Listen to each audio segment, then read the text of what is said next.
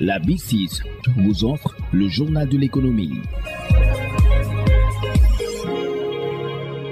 Bonjour. Le président de la République, Bassirou Diomaye Diakhar Faye, va présider ce jeudi la première réunion du Conseil supérieur d'orientation agro-sylvopastorale, selon le communiqué du Conseil des ministres qui s'est tenu hier au Palais de la République. Restons avec le Conseil des ministres qui a adopté plusieurs projets de textes visant à consolider le cadre national de prévention et de répression du blanchiment de capitaux et du financement du terrorisme. À cet effet, l'économiste enseignant-chercheur à la FASEC de l'Université Cheikh Anta Diop, Meïssa Babou, se félicite notamment du projet de décret portant création et fixant les règles d'organisation et de fonctionnement du Comité national de coordination de la lutte contre le blanchiment de capitaux, le financement du terrorisme et la prolifération des armes de destruction massive. Le Comité national de coordination de la lutte contre le blanchiment de capitaux, le financement du terrorisme et la prolifération des armes de destruction massive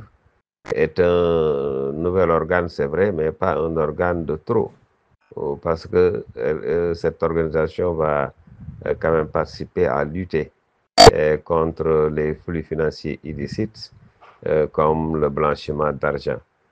Mais c'est aussi un organe sécuritaire parce que dans son volet prolifération des armes de destruction massive.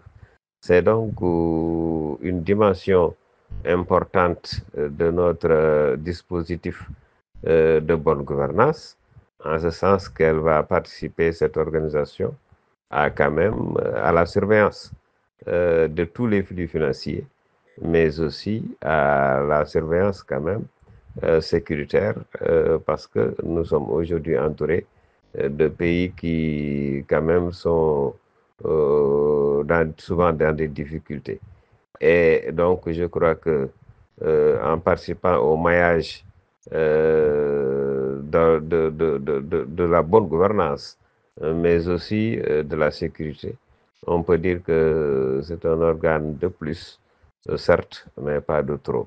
Sud FM vous remercie, Meïssa Babou. Je rappelle que vous êtes économiste, enseignant à la FASEC de l'Université Cheikh Anta Diop de Dakar.